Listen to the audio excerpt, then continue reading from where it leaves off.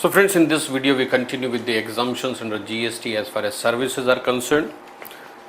Last exemption we talked about, that is serial number 3, that is relevant for understanding entry number 3A. 3 is talking about pure service contracts but excluding composite contracts, right? Those are the contracts under which the services are provided to central government, state government, local authority, etc., but in relation to panchayat functions or municipal corporation functions. Now entry number 3A, this further says composite supply of goods, right? But under entry number 3, composite has been excluded. A specific exemption has been given that if there is a composite contract in which there is a supply of goods as well as services but in relation to the same, that is municipal functions or panchayat functions, those will also be exempt provided the value of the goods supplied in the composite contract do not exceed 25%, right? So when you take 3 and 3A together, what does it mean? Under entry number 3, what is said is these are pure service contract but not the composite contract. Entry number 3A says composite contracts are also exempt provided the value of the goods supplied under the composite contract do not exceed 25% of the total contract value, and these are the services given to, again same, central government, state government, local authority, etc., in relation to panchayat functions or in relation to municipal functions. So you have to read the entire entry number 3A, right? So now let me distinguish between entry number 3 and 3A. So here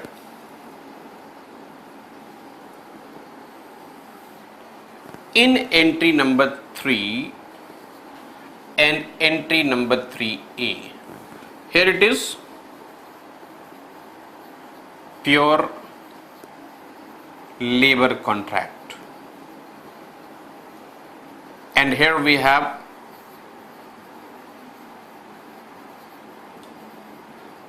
composite contract. But in composite contract, important thing is value of goods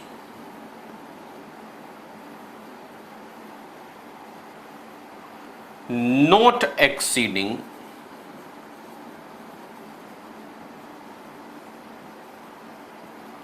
25%.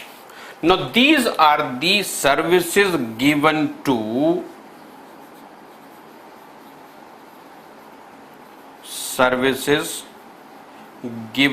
central government, state government, local authority, etc.,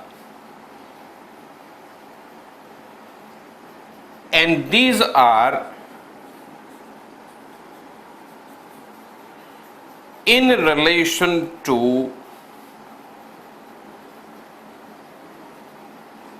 panchayat or municipal functions. Who is the service provider? That is not important. Now for availing the exemption, what is important is who is the person to whom these services are being given and what is the nature of service. Now say for example cleaning services. Now the cleaning services may be given to a person other than government also. Maybe there is a large factory, and the large factory, the same activities, same contract is assigned to an outsider who is also providing the service, same service to the panchayat or to the local authority. In that situation, there is a bifurcation. If the services which are related to cleaning or maybe sewage, maybe water supply, if these are given to these authorities, then there is an exemption. Otherwise, exemption does not exist.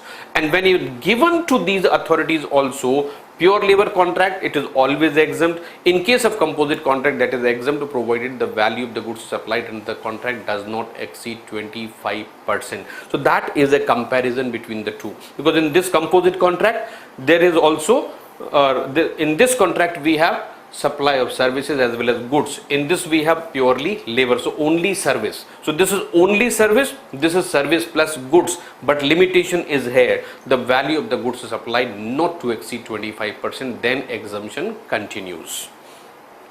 So this is entry number 3A, right? Now exemption number 4, This is services by the central government, state government, union territory, local authority, governmental authority by way of any activity in relation to any function entrusted to the municipality under Article 243A, 243W, and same entry is there. Services provided by central government, state government, union territory, local authority, governmental authority by way of activity in relation to functions entrusted in panchayat. So in entry number 4 and 5, the difference is in entry number 4 we have municipality functions, in entry number 5 we have panchayat functions. So except that both are identical. Both are identical. So these are services provided by. So who is the service provider? Here the service provider is either central government or state government or local authority or governmental authority. Right? In entry number 4 we have municipal functions, in entry number 5 we have panchayat functions. So that is the only difference. So whatever are the municipal functions or panchayat functions, so services provided to the government, local authority, etc. are exempt, and services provided by the government or local authority, and if those are municipal functions and if those are panchayat functions, those are also fully exempt. No condition, no criteria. Right? Then here from we move to entry number 6. This is important and requires lots of elaboration, and this cannot be read independently. Right? So here I am explaining you it as independent, but actually this cannot be read independently because lots of other entries are also required to be referred, starting from entry number 15 going up to entry number 21. Those have to be read for understanding this exemption correctly. So entry number 6, this is services by central government, state government, union territory or local authority, excluding the following services. So here services by government, those are broadly divided in two categories. Services which will be taxable and services which are subject to other exemption, those are exempt. Right?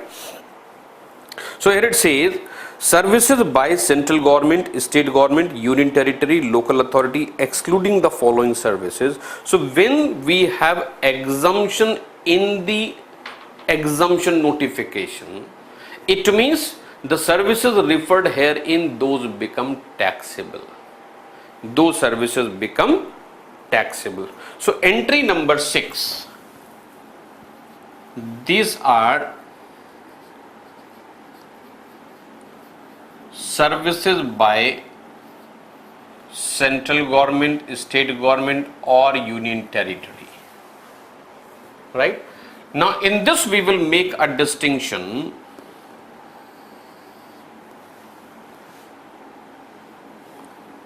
to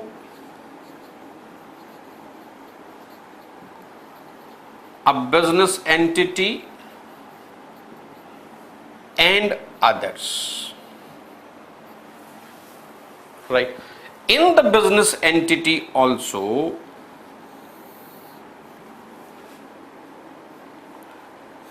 turnover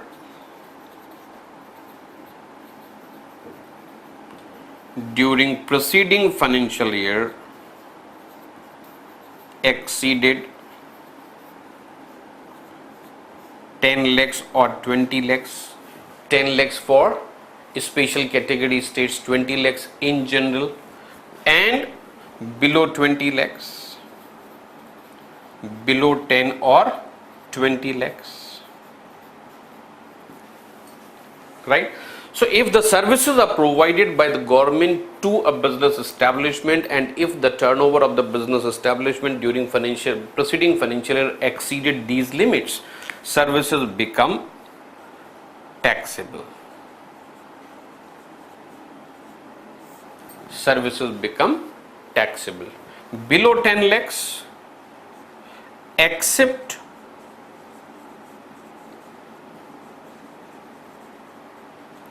renting of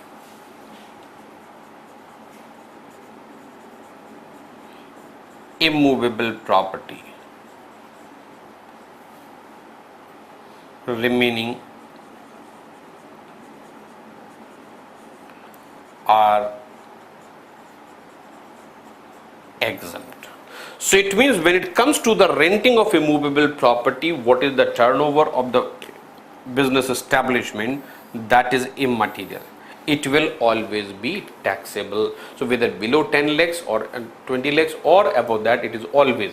But otherwise, except renting of a movable property, all other services become taxable if those are given to a business establishment whose turnover during preceding financial year exceeded rupees 10 lakhs or 20 lakhs. 10 lakhs is applicable for special category states. 20 lakhs is applicable generally.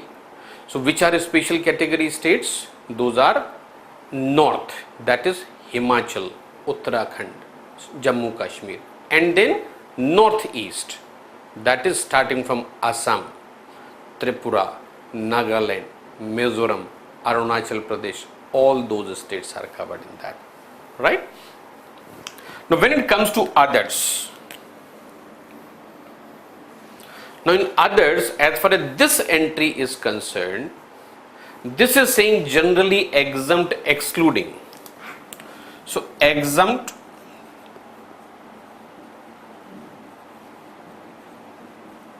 excluding. So services provided by the central government, state government are said to be exempt, but in the exemption we have exclusion.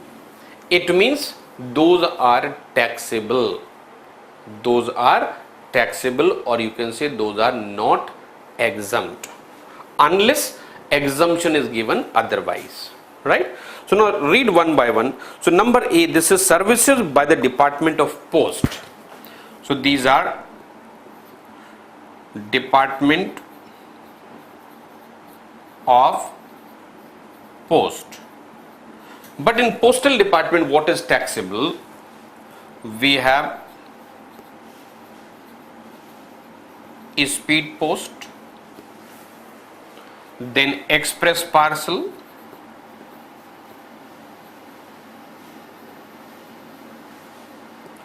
then we have life insurance,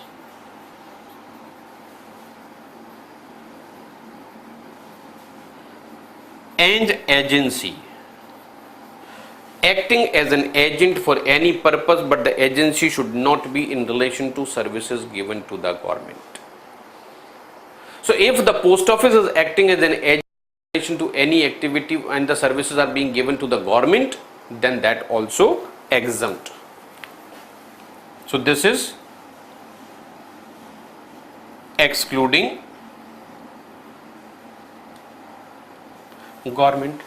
So when a post office is giving services to of the post office or express parcel or life insurance or agency services in relation to anything given to anybody but other than government, that becomes taxable always. In that sub entry number B says services in relation to aircraft or vessel inside or outside the precincts of the port or airports. So those are services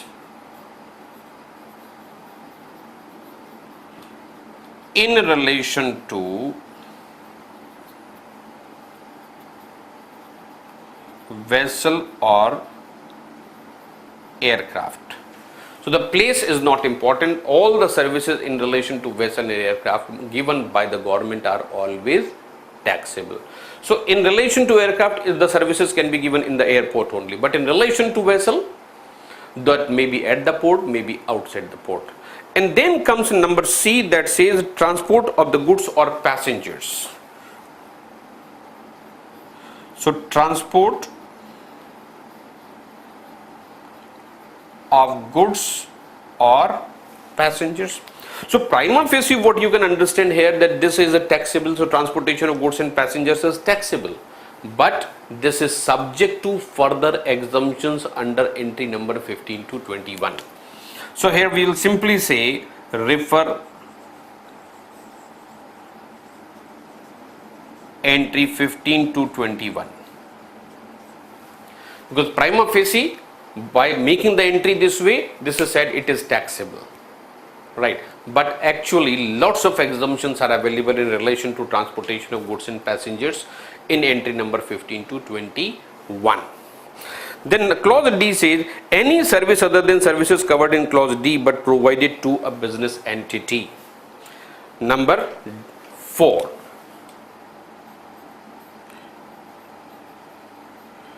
Any other service to business entity. Now when it comes to any other service to business entity, this I have already covered here, because this will come little later, but right now in this itself I have covered up. So services by the central government, state government, union territory, those are generally exempt, but subject to these exclusions, means these services are taxable always, even if those are given by government. Number 1, services by the Department of Post, that is speed post, express, parcel, life insurance, agency services are taxable, but in case of agency, if it is a service given to the government, that is also exempt. Then services in relation to vessel or aircraft, wherever those services are given, those are always taxable. Then transportation of the goods or passengers, then subject to further exemptions under entry number 15 and 21, that is also taxable. Then number 4, any service given to a business entity. Any other, so other word is important, right, because these 3 are always taxable, but in the case of other services, so excluding these 3, so these 3 whosoever is availing, those will be taxable unless exempt otherwise. But any other established service given to a business entity, so that is a taxability of the services given by the government to the business establishment is here. So the turnover of the business establishment during preceding financial year did not exceed 10 lakhs or 20 lakhs, it will be taxable. Rather, if it is exceeded, then it will be taxable. And if it is below, then in case of even if the turnover of the business establishment was below 10 lakhs or 20 lakhs during preceding financial year, but the service was in relation to renting of immovable property, that will be taxable. Other services to this business establishment will be exempt. Okay, so this is entry number 6 read in detail, and some more entries I have incorporated in this. Now coming to entry number 7. Now this, some portion of the entry number 7 I have already covered in entry number 6. So this is services provided by the central government, state government, union territory, local authority to a business entity with the turnover up to rupees 20 lakhs. Right. So this is turnover up to 20 lakhs are exempt. Right. Here we have given otherwise. We have said turnover exceeding in the preceding financial year 10 lakhs or 20 lakhs, those are taxable. This is saying below 10 lakhs or 20 lakhs. Right. So when it is saying below 10 lakhs to 20 lakhs, it is exempt. It is other way around. So if it is more than 10 lakhs to 20 lakhs, that will be taxable. But the exemption does not relate to these 3. So that is further explained here. So for the purpose of this entry, hereby clarified that provisions of this entry shall not be applicable to services. So this says these services, even if these are availed by these business establishment whose turnover was below 10 or 20 lakhs, those are also not exempt. Those will be taxable. Right.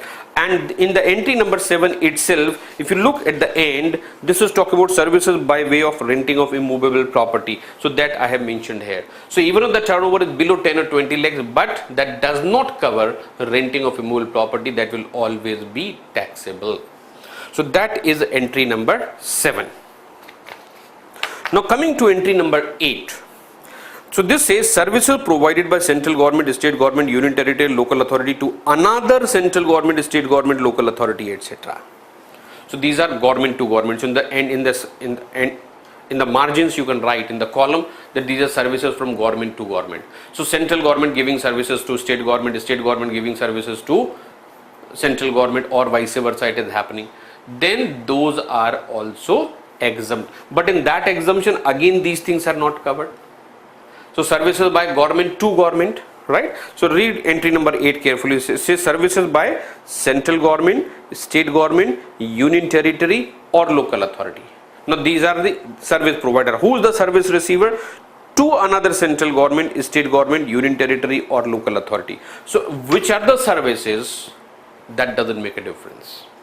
Any service by central government, state government, union territory, local authority to another government, those are always exempt, but exemption does not relate to these 3 category of services. Right. So entry number 8, I can draw a chart for that also.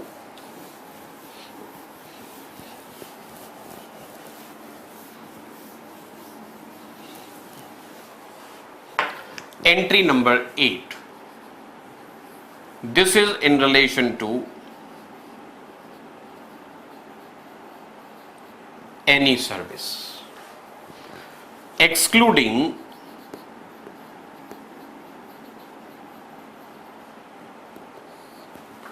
I'm just writing in brief. Post office, aircraft,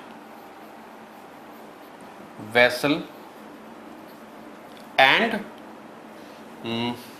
agency. Sorry, that is the post office already covered.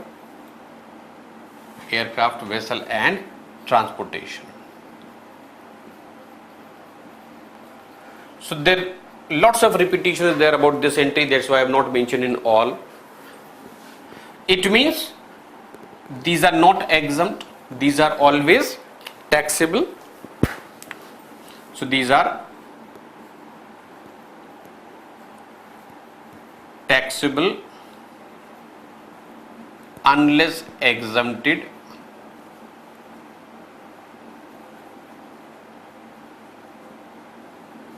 otherwise, right? So like transportation of the goods and passengers, those are exempted otherwise in many cases, so that exemption will continue.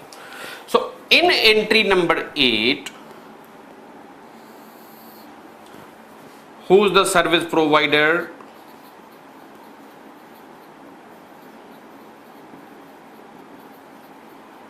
And who is the service receiver?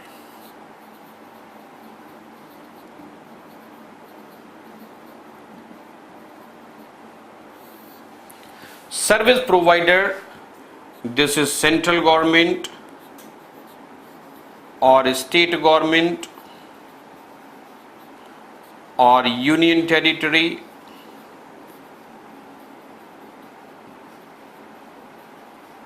or local authority.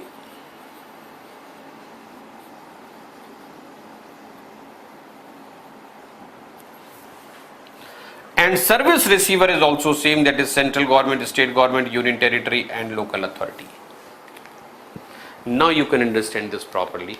Any service by these to these are exempt, but exemption does not cover these services. So if the central government is giving service of the express parcel services to the state government, that will be taxable. Got it? So this is entry number 8.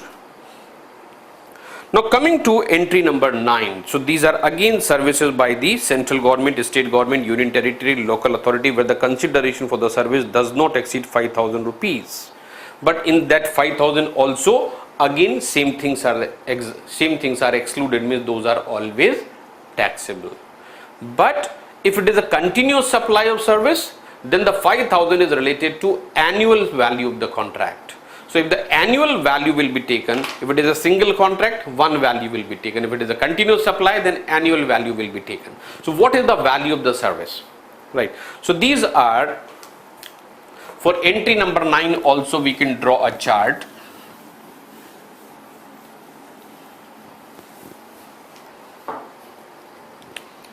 Entry number 9. Services by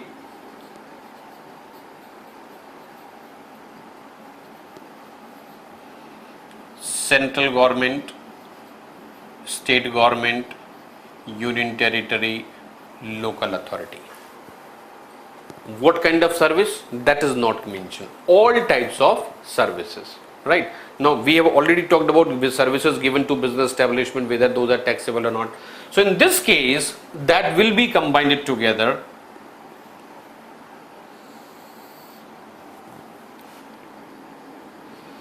Value up to rupees 5,000 and value exceeding rupees 5,000. Right? So if the value is exceeding 10,000 rupees, In that case, these are taxable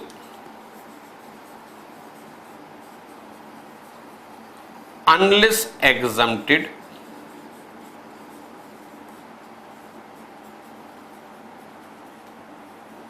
otherwise, right? Now where the value is up to 5,000 rupees, this also we can divide in two parts. These are taxable and exempt. Now when we say taxable, again same thing will apply, unless exempted otherwise.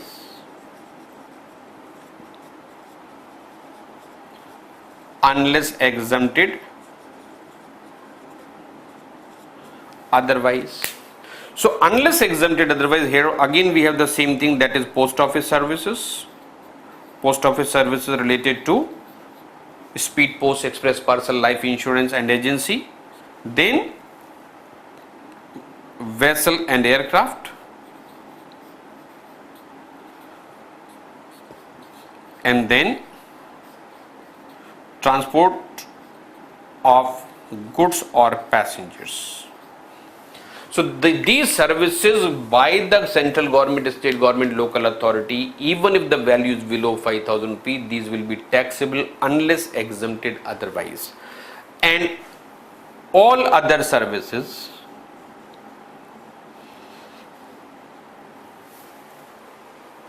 by the government, as a government, those will be exempt, right? So this is entry number 9.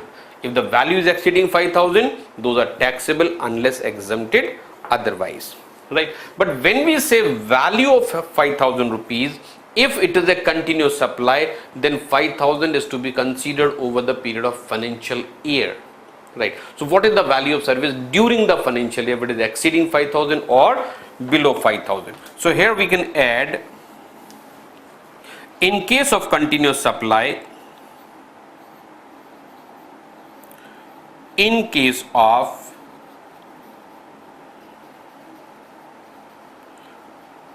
continuous supply, value of service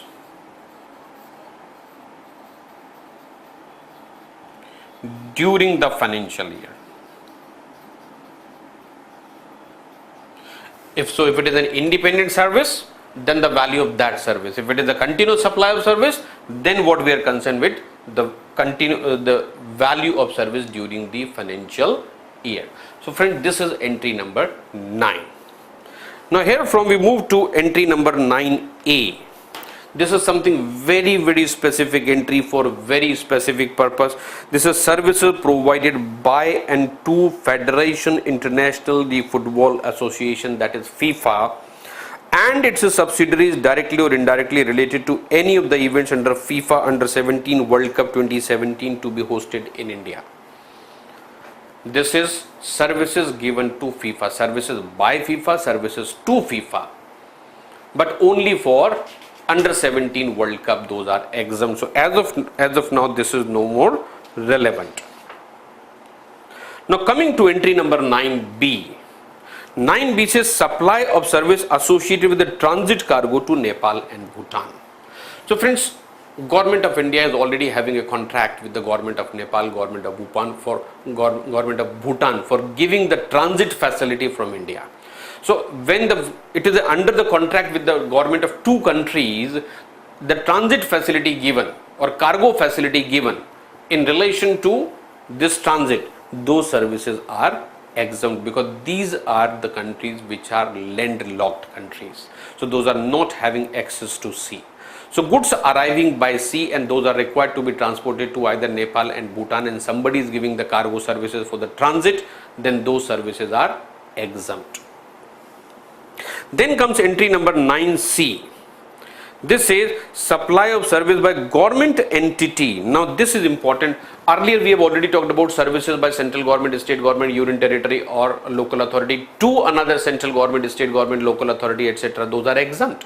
So this particularly 9C, this is talking about services given by government agency, rather government entity. Now the services are being given by the government entity to central government, state government, union territory, local authority, or any person specified by the government, union territory, local authority against consideration received from central government, state government, etc.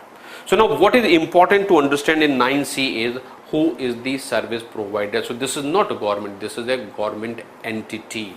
Now government entity may be a company registered under the Companies Act, or it may be another body corporate under another law. So it is a body corporate or it is a government entity giving service to the central government, state government or local authority, and for that consideration is also coming from the central government, state government or local authority, then those services are exempt. So there may be a situation when the governmental entity is giving services to the central government and the payment is being made by some other person which is not the government. In that case, exemption will not be there. So read it carefully. Government entity giving service to central government, state government, local authority, and for that service payment is also coming from either central government or state government or local authority, then exemption exists. Now coming to entry number 10, this is services provided by way of pure labor. Again underline the word pure labor. Works contract become taxable. Pure labor. Now this pure labor contract of construction, erection, commissioning, installation, completion, fitting out, repair, maintenance, renovation, alteration of civil structure of original work. Underline the word original work because this is the defined term pertaining to or beneficiary led individual house construction or enhancement under the Housing for All or Mission or Pradhan Mantri Awas Yojana. So these are activities in relation to construction under two specific programs, either Pradhan Mantri Awas Yojana or it is under the program for Housing for All. And for that we need to refer the definition of the term original works. Let us go into the definition section, and the word original work, this is defined under clause number ZS. ZS. So this is all new construction, means all types of addition, alteration to abandoned, damaged structure. So that is also added as original work. What is said is all types of additions, alterations to abandoned or damaged structure or land that are required to make them workable. So even repair is also covered therein, but necessary important thing is that it is necessary for making it workable. Then number 2 it says erection, commissioning, installation of plant, machinery, equipment, structure, etc. But this is not related. Right now what is relevant is this is either addition or alteration to abandoned, damaged structure or land that require them to make it workable. So original work in relation to Pradhan Mantri Awas Yojana, those are fully exempt. So you can simply write any services are in relation to Pradhan Mantri Awas Yojana in relation to original work. So that is number 10. Number 11 is important to understand because this is in relation to construction of residential units. So earlier we have already talked about in the previous lecture that the construction is a taxable activity. But if it is an independent residential unit, single residential unit, and it is not a part of a residential complex and the service is a pure labor contract, it is exempt. Right. So I'll just explain one by one every point in that.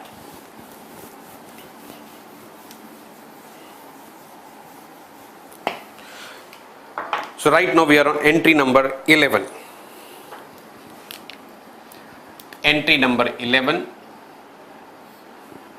This is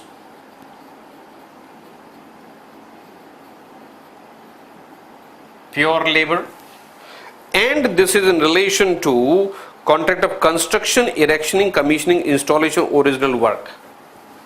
This is again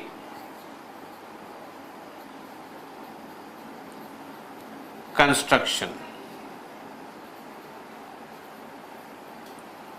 erection, installation, etc. This is single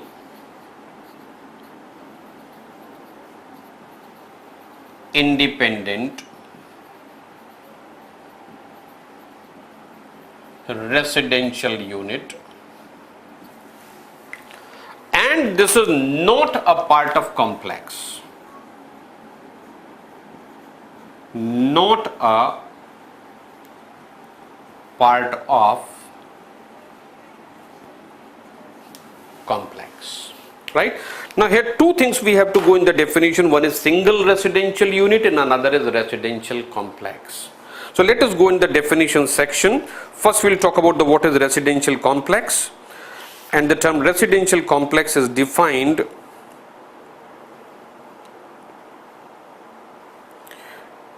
in clause number ZZB. This says means any complex comprising of a building or buildings having more than one single residential unit. So even if the two units are there together, that is a complex, right? So even if there is a row of clubhouse or row houses are there, only 3 houses are there, only 2 houses are there, it will be referred as a complex. When it is a single residential unit, let us go in the definition again. For that, clause number ZZE, that says it means a self-contained residential unit which is designed for use wholly or principally for residential purpose for one family. So principally it is meant for one family. Maybe more than one family stays there, nobody can stop it, but principally it is designed for one single family and it is not the part of residential complex. So under entry number 11, exemption is valid provided it is a pure labor contract and it is in relation to either construction or erection or installation of original work, and this is in relation to single independent residential unit, then exemption is there, otherwise it becomes taxable. So in relation to the, when we say not a part of residential complex or not a part of the complex, it simply means if the same services are in relation to complex, those are taxable. So here I can add that also, same services for a complex are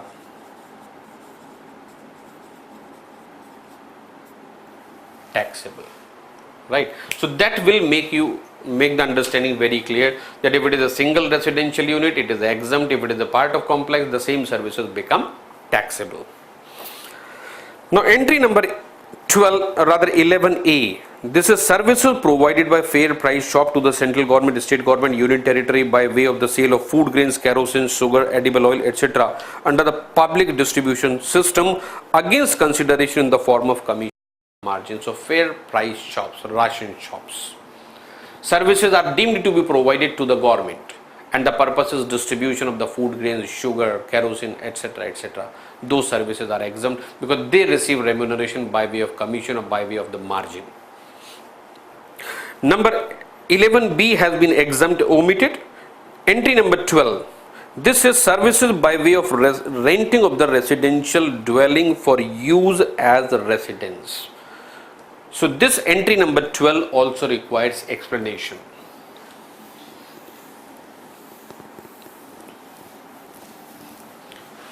Entry number 12. This is renting of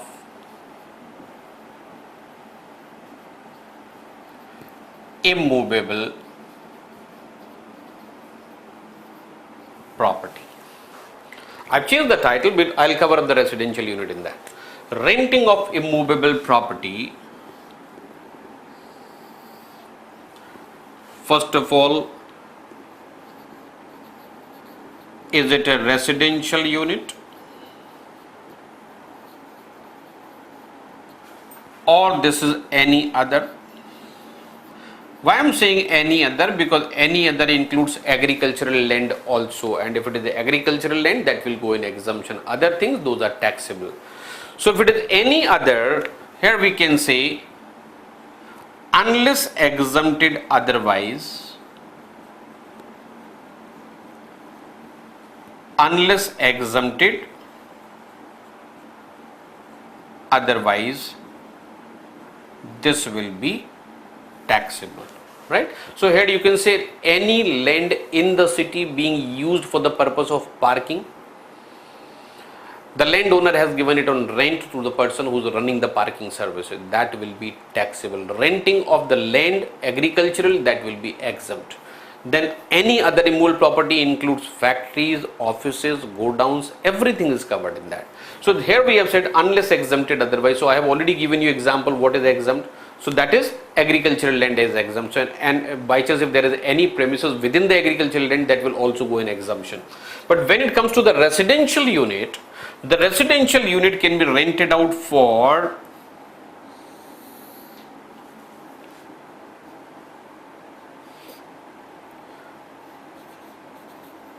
residential purpose,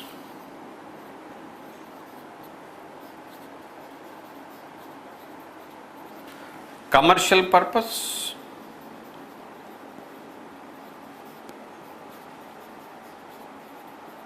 and residential plus commercial purpose. Now you can understand that clearly. In these two, it will be taxable, and when there is a residential immovable property which is a residential unit, it is rented out for residential purpose. These three things have to be read together. Immovable property which is a residential unit, it is rented out for residential purpose, this will be exempt, irrespective of what is the rental. Even if the rental happens to be 10 lakh rupees a month, that is also not covered in GST. These things, when we say taxable, basic exemption at 20 lakhs continues to be applicable. So in all these cases where here we have said unless exempt, that is taxable. So in all these cases, right, this thing has to be actually understood for every exemption or every taxability. So basic exemption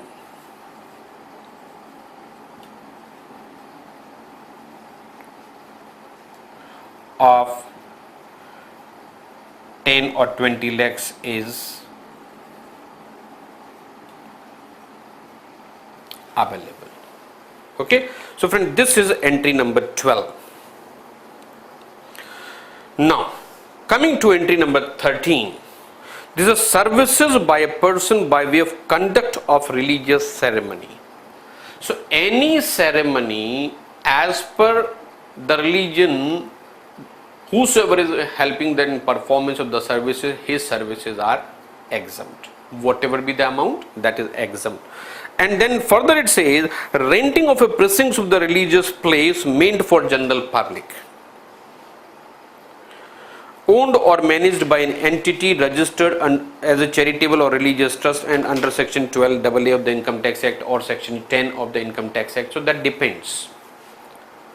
So in entry number 13, there are two different parts. One is performance of religious ceremonies, fully exempt. Second part, renting of the property. So this says renting of the precincts of religious place. Now religious place should be owned by an entity registered under section 12AA or under section 10 of the Income Tax Act. Then only exemption is available, but that is again subject to more conditions. So if it is a rental of the room, if it is 1000 rupees or more, it will be taxable. If it is any hall or any similar structure, or even if an open land and the rental for the day is 10,000 or more, that is taxable, right? Or it is a shop or any other establishment rented out and the monthly rental is 10,000 or more, that is also taxable. So let us again make a chart for entry number 13.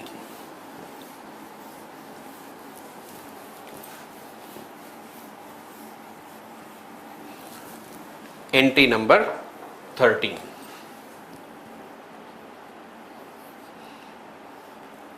Two parts. One is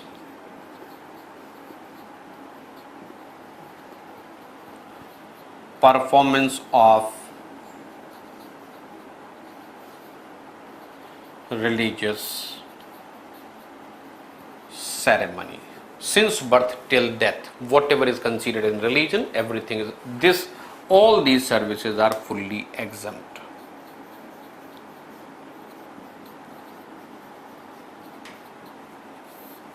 Then comes renting. Now in renting, read the words carefully. It says renting of precincts of a religious place. Renting of precincts. Now this precinct may be open land, it may be a building itself. Now this is renting of the precincts. This is religious place, precincts of religious place. Now the condition, it is owned by charitable organization. Number 2, it is registered under section 12AA or under section 1023 of Income Tax Act. Right? In this also,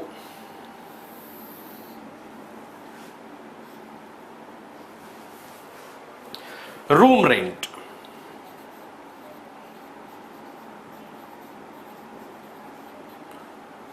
per day below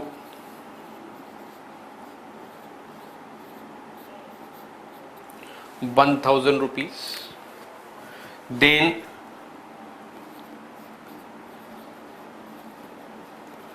open land, marriage hall, etc. Daily rent below rupees 10,000. Shops, monthly rent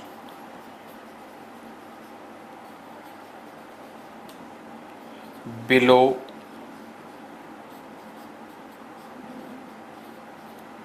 rupees 10,000.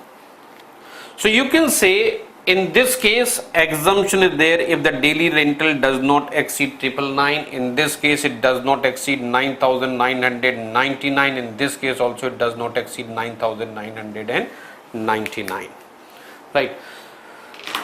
Why I have put these figures?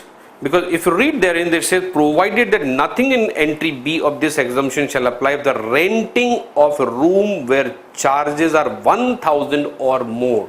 So even on 1,000 also there is a taxability. Right. So exemption limit. So these are, say, exemption limits are these. Here 999, here quadruple nine, here also we have quadruple nine exemptions. Right. So that says 1,000 or more, that is taxable. Here it says 10,000 or more, that is taxable. Here it says 10,000 or more, that is taxable. Because it says in the provision number 2, renting of premises, community hall, Kalyan Mandapam, open area and the like where the charges are 10,000 or more per day. Number 3, it says renting of the shops or other spaces for the business or commerce where the charge are 10,000 or more per month. So exemption limits are here 999, here we have quadruple nine, here also we have quadruple nine. So if it becomes 1,000 rupees, here it becomes 10,000, here 10,000, the same thing becomes taxable. So this is entry number 13. Now if you read entry number 14, that will confuse you, because if you read it with comparison to 13. Entry number 14 says services by a hotel, inn, guest house, club or campsite by whatever name called for residential or lodging purpose having declared tariff of a unit of the accommodation below 1,000 rupee per day. accommodation below 1000 rupee per day or equivalent. So now entry number 14 is talking about hotel, inn, camp, guest house or any other place which is providing the residential facility. There the actual rent is not important, here the actual rent is important. In entry number 14, it is the declared tariff, it is not the rent. If you compare the two, that will be something interesting for you to understand. In entry number 13, we are talking about the rent, right? Here, everywhere it is the rent. But in entry number 14, the hotel, club, guest house, inn, or by whatever name you call. If the daily rental is 1000 rupee or more, as per the declared tariff, then that will be taxable. Sorry, up to 1000 rupees it is exempt. Right.